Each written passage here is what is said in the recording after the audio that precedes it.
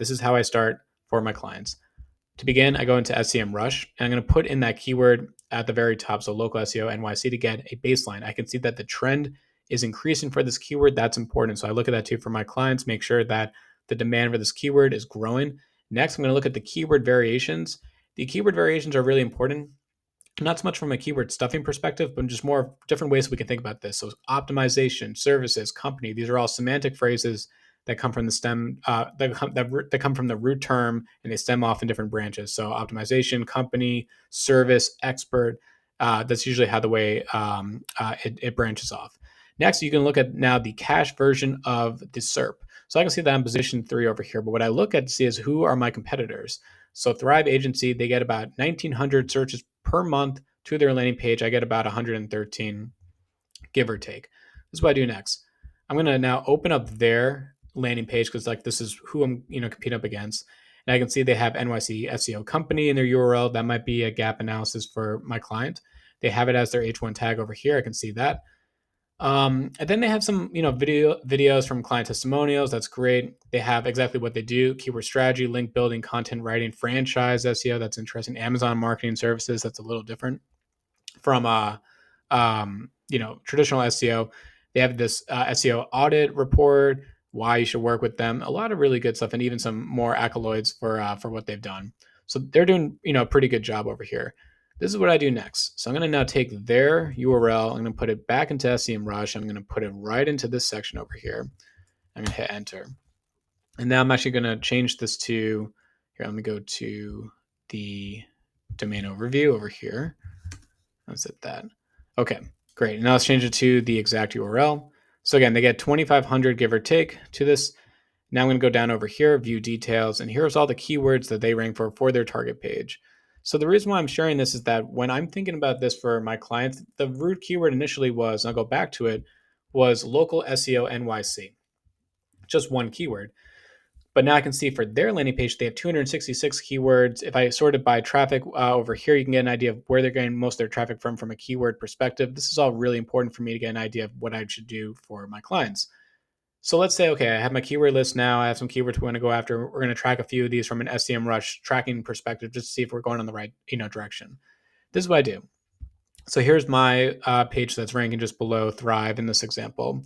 I'm going to look at Thrive, and I'm going to look at SEMrush, and then I'm going to use a tool either like SEMrush to update my content through. We're going to use a tool like ClearScope to now refresh my content. And really what I'm going to do over here is look for any semantic phrases that I'm not including. So these could be terms like expert, consultant, company, agency, all these words that maybe I've kind of forgot about, but based off the keyword research I see, I can actually really include that as well.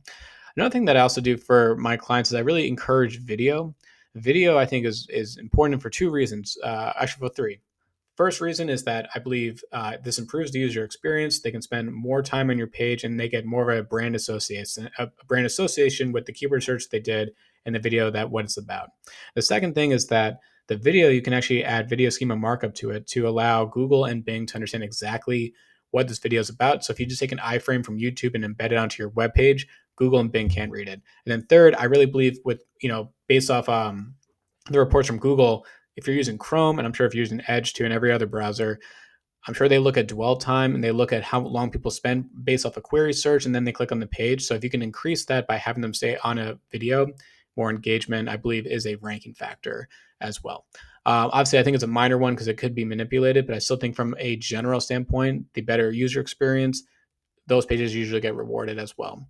So now that I've kind of talked about, okay, so we have a video, we've done the ClearScope and SEMrush content refreshes with different semantic phrases. What I also like to look at too is I'll go into Bing and do that exact same search. So local SEO NYC, because again, SEMrush gives me the cache version from Google. It doesn't show me Bing. So if I scroll, so you have all these ads over here at the very top. It is what it is. But then you got this little AI knowledge box that kind of pops up. And I can already see TM Blast as a source. So when I scroll down here, I can see TM Blast is actually featured as one of the results within this AI overview. I actually then will look at these different listings over here and say, okay, Up City, there's top 15 New York local SEO agencies as of March. So if I click into this, I'm just curious who's there. Let's go all the way down. I don't think I'm listed here at all, which is fine. Let's just see. Yeah, I'm not. But this might be an example where I say, okay, this page here is getting featured within the AI snippet within Bing. I then will then take this URL and go back into SEMRush, and I'm going to put this in over here and change this to exact URL, and I'm going to hit enter, hit overview. So from my perspective, if I look at this and say, okay, this is featured as an AI snippet or as one of those sources, but it actually doesn't really drive any traffic to it. So usually, what I look at is, for my clients, is if this is like a directory listing, if they are getting traffic to it, then I would encourage them and say, hey, we should get on this listing because it can pass SEO value over to your site from obviously traditional either link or no follow link, sure. But more importantly, if we get featured on this listing, we're now in the AI snippet, and also can pass referral traffic back to your site. But if I see something like this, I'm probably going to, not necessarily pursue it because I want to get referral traffic and potential leads for my business. The same way I think about it for my clients as well. But anyway, that's kind of the way that I look at, rankings for websites. I use SEMrush to do the daily keyword tracking. I put everything into an Excel spreadsheet or a Google sheet to kind of track the progress. If I look at stagnation and say, hey, we're position 7, we're only getting about 0.2 clicks per day, or let's just pretend we're getting 1 click per day, I'm going to get a little bit more aggressive and say, if we made some web pages, if we make some website changes to our web pages, add some videos to it, do the clear scope refresh, content refresh, internal links, etc. We can get to position 3, and we're getting now 5 clicks per day. That's going to be 120 more clicks per month simply just from this one change, because we are going to get a little bit more aggressive with that. So anyway, I hope this video was interesting. Let me know if you have any questions, and as always, have a good rest of your day.